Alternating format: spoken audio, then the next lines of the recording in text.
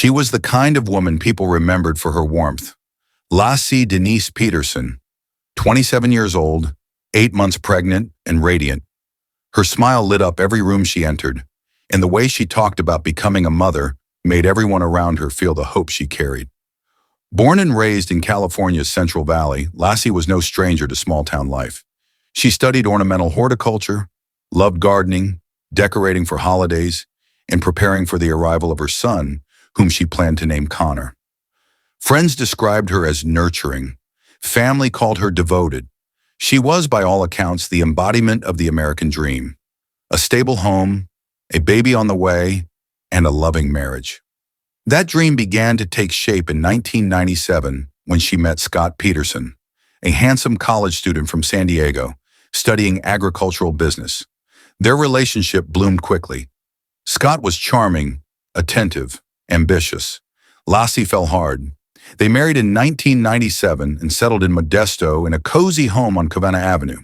Scott landed a job as a fertilizer salesman. Life seemed picture perfect. As 2002 drew to a close, Laci was preparing for two major events: Christmas with her family and the arrival of her first child, due in early February. She decorated the house with festive touches, wrapped gifts, planned dinner, and despite the late-stage pregnancy, she kept a sense of grace, always glowing, always smiling. But behind the warmth of their home, something else was brewing. A quiet tension had begun to settle, imperceptible to most, but real. Friends later recalled a subtle shift in Scott. He was distracted, distant, and at times cold. Still on the surface, nothing appeared amiss. On December 23rd, Laci and Scott visited her sister Amy to get a haircut. They were seen laughing together. It was just another night in the life of a young couple on the brink of parenthood. But no one could have guessed that within 24 hours, everything would unravel. The next morning, Christmas Eve, Laci woke early. She planned to bake cookies, take a walk with the dog, and maybe visit her mother. Scott, according to his statement, left to go fishing alone. An odd choice for Christmas Eve. Many would later argue. By nightfall, Laci was gone, and what began as a simple missing persons report would soon ignite one of the most gripping, controversial, and emotionally charged criminal cases in American history. Because Laci Peterson wasn't just another missing person, she was America's daughter, and her story was far from over. December 24th, 2002. It was supposed to be a day filled with joy, a final calm before the celebration of Christmas. For most, it was a day of last-minute shopping, family gatherings, and anticipation. But for Laci Peterson, it was the last day anyone saw her alive.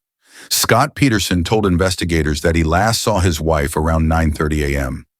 She was getting ready to take their dog, Mackenzie, for a walk in the neighborhood park. Scott said he was heading out for a solo fishing trip at Berkeley Marina, more than 90 miles away. To some, it seemed like an odd decision. Who goes fishing alone on Christmas Eve when your wife is weeks from giving birth?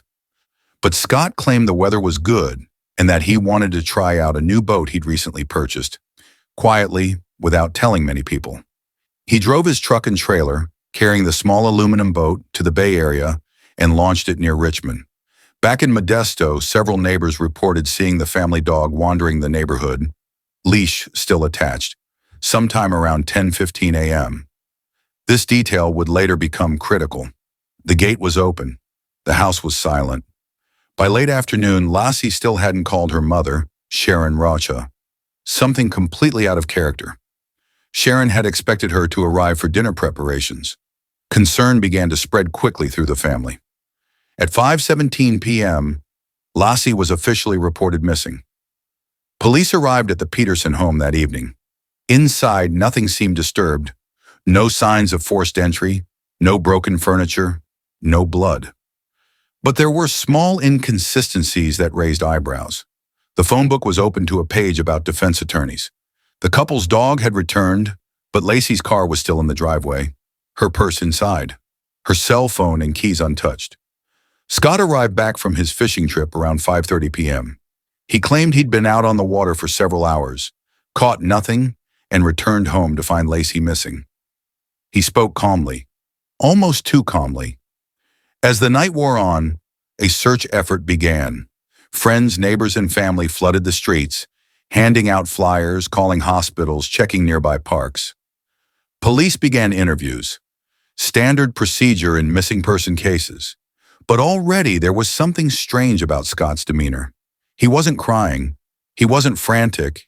He was controlled, precise, and eerily flat. Some might say grief looks different for everyone. Others sensed something was very, very wrong. Within 24 hours, the Modesto Police Department would shift their focus, not to strangers or random predators, but to the man who claimed he went fishing while his wife vanished. Because Laci Peterson didn't just disappear into thin air. Something or someone made sure she never came back. By Christmas morning, the small town of Modesto, California, no longer felt like home. It felt like a crime scene. Laci Peterson, 8 months pregnant and missing, became national news within hours. Her face was everywhere, on posters, on television screens, in grocery stores, gas stations. Her brown hair, bright smile, and prominent baby bump made her image unforgettable. She wasn't just another face in a missing persons database. She became the face of a national tragedy. The Modesto Police Department launched a full-scale investigation. Officers interviewed neighbors, searched nearby parks and rivers, and coordinated with family and friends. The Peterson house was combed for clues. A timeline was built, hour by hour. What time did Scott leave?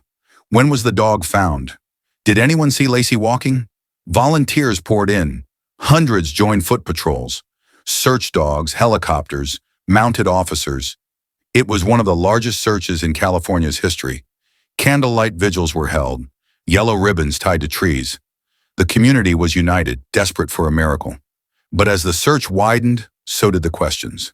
Scott Peterson, Laci's husband, quickly went from concerned spouse to person of interest.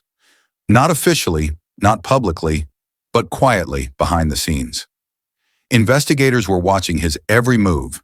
They noticed something off. He didn't participate in the searches. He didn't show much emotion. And then there were the lies. Scott told police he went fishing at Berkeley Marina, a detail that raised eyebrows. When asked what he was fishing for, he couldn't name a species. No one remembered seeing him launch his boat. The location also matched where Laci's remains would eventually be discovered. Police began tracking his phone, his computer activity, his bank records. And then the biggest break came from a woman named Amber Frey. Amber was a massage therapist from Fresno, about 90 miles from Modesto. On New Year's Eve, just days after Laci disappeared, Amber contacted the police with a confession. She was having an affair with Scott Peterson. She said they met in November 2002, just a month before Laci vanished. Scott told her he was single. Then in early December, he told Amber his wife had died, that this would be his first Christmas without her. But Laci was still very much alive at the time. Police asked Amber to wear a wire. She recorded dozens of phone calls with Scott.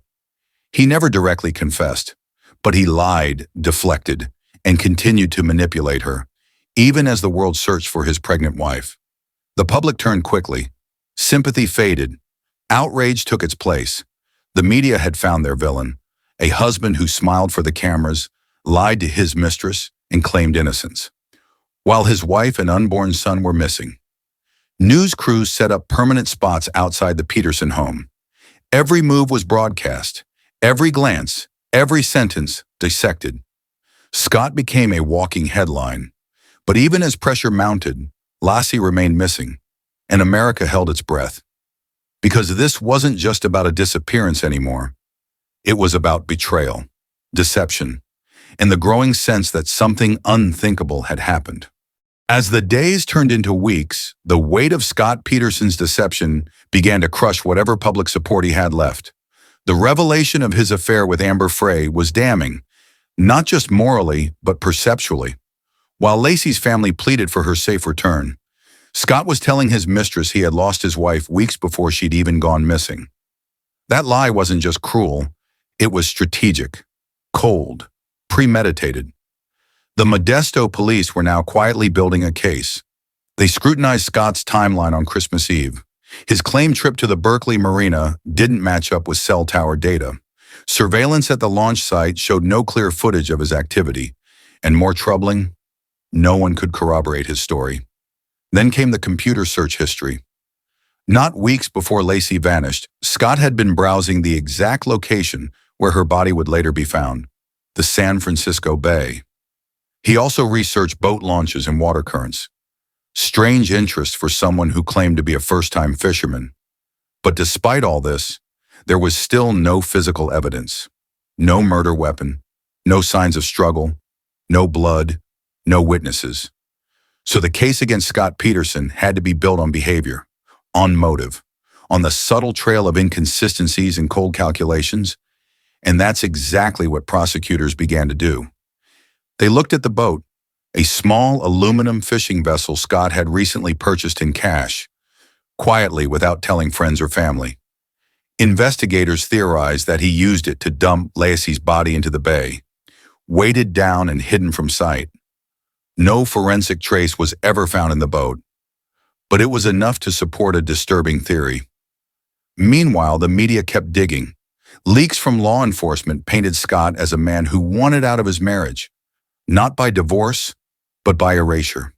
The idea that he could maintain the image of a grieving husband while pursuing a new life behind the scenes fueled nationwide disgust.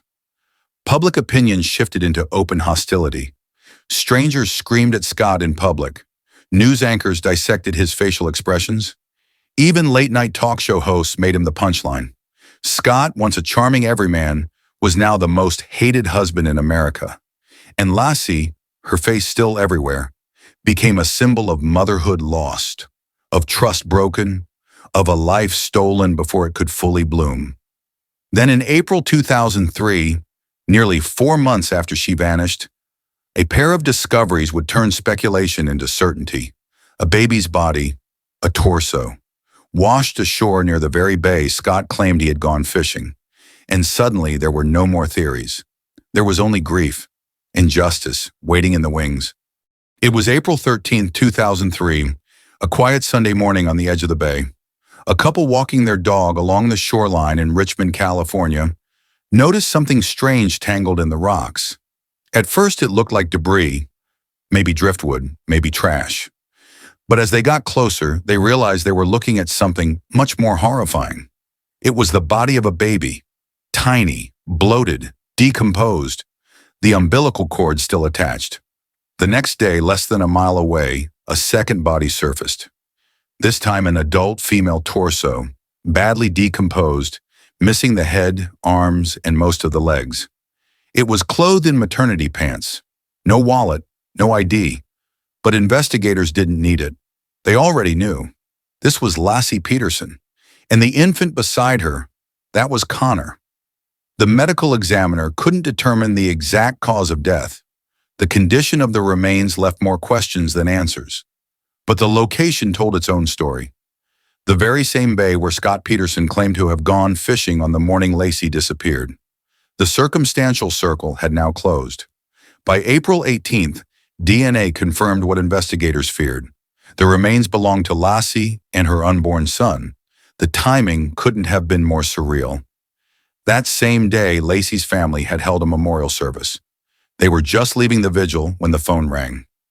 Scott Peterson had been arrested. Authorities found him near a golf course in La Jolla, California, just miles from the Mexican border. But he didn't look like himself. His hair had been bleached blonde. His car was packed with survival gear, a shovel, 4 cell phones, camping equipment, and over $15,000 in cash. He carried his brother's ID and several credit cards. Police also found Viagra, a handgun, and a map of the border towns. To law enforcement, it looked like a man on the run. Scott claimed he was going golfing, but to everyone else, including the jury he'd soon face, it looked like the escape plan of a guilty man who finally knew the walls were closing in.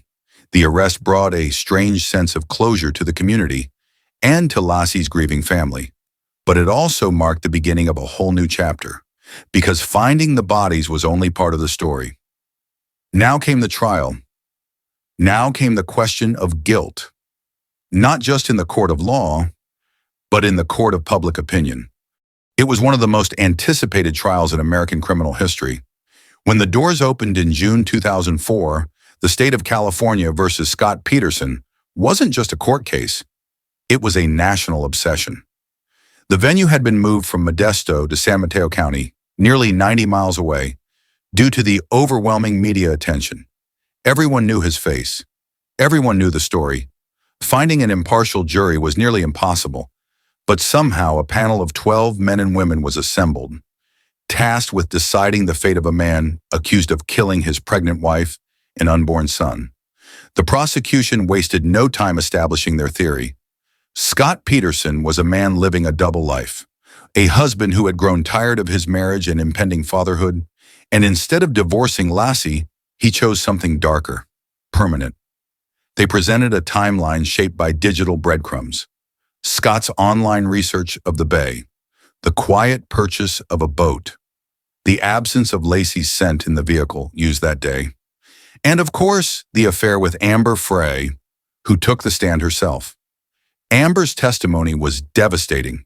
In front of the jury, she played recordings of Scott whispering to her about spending the rest of their lives together, while search teams were still looking for Laci's body. She described how Scott told her this would be his first Christmas without his wife. Even though Laci was still alive at the time, it painted a picture not just of betrayal, but of premeditation. Still, the defense had ammunition of their own. They argued there was no forensic evidence linking Scott to the crime. No blood, no fingerprints, no DNA. They emphasized that the prosecution's case was entirely circumstantial. They questioned whether Laci had been kidnapped by someone else. They suggested the real killer used the Bay after Scott had already left. And they hammered the idea that media bias had poisoned the public's view. But the jury didn't buy it. After 5 months of trial and 7 days of deliberation, the verdict came in. Guilty of first-degree murder for Laci. Guilty of second-degree murder for Connor. In December 2004, Scott Peterson was sentenced to death. He was sent to San Quentin State Prison, just miles from the very bay where Laci and Connor were found. But even with the verdict delivered, the questions didn't stop. Was it justice, or just a story that fit too perfectly? Scott Peterson was convicted, sentenced to death. For many, that was the end of the story. But for others, it was only the beginning of a much deeper debate. Almost immediately after the verdict, legal experts, journalists, and ordinary citizens began raising questions about the fairness of the trial. Yes, Scott had lied. Yes, he had an affair. Yes, he behaved strangely. But was that enough to prove murder beyond a reasonable doubt? The entire case had been built without a murder weapon, no crime scene, no physical evidence linking Scott to the act itself. Not even a cause of death could be determined. And in the years that followed, the cracks in the case began to widen. In 2020, after nearly 2 decades on death row, the California Supreme Court overturned Scott's death sentence, not because he was found innocent, but because juror selection had been flawed. The court ruled that jurors who were opposed to the death penalty had been improperly excluded from the case. A separate review also examined allegations of juror misconduct. One juror, known as Juror 7, had failed to disclose her own experience with domestic violence during jury selection. That omission led Scott's new legal team to argue he didn't get a fair trial at all. Meanwhile, public interest surged once again. True crime podcasts, documentaries, and in-depth investigations re-examined every detail. Some painted Scott as a manipulative sociopath. Others saw a man railroaded by public outrage in tabloid media. Netflix released a documentary that highlighted potential flaws in the prosecution's timeline and the lack of any direct forensic link. The series sparked heated debate. Did we convict a man for being unlikable, for being unfaithful, or was the circumstantial case genuinely that strong? To this day, Scott Peterson remains behind bars, serving life without parole. His legal team continues to pursue appeals. Laci's family continues to insist the right man was convicted. But the American public remains divided. In an era where justice is often decided not just in courtrooms, but in headlines, talk shows, and social feeds. The Peterson case became a symbol of everything we fear about love, betrayal, and what lies beneath the surface. Laci and Connor were laid to rest together, their gravestone reading "Born into Heaven." But the shadow of their death still lingers, in courtrooms, in documentaries, and in the minds of millions. If this story moved you, consider subscribing for more true crime stories that deserve to be told. Not just for justice, but for memory, because sometimes remembering is the only justice left.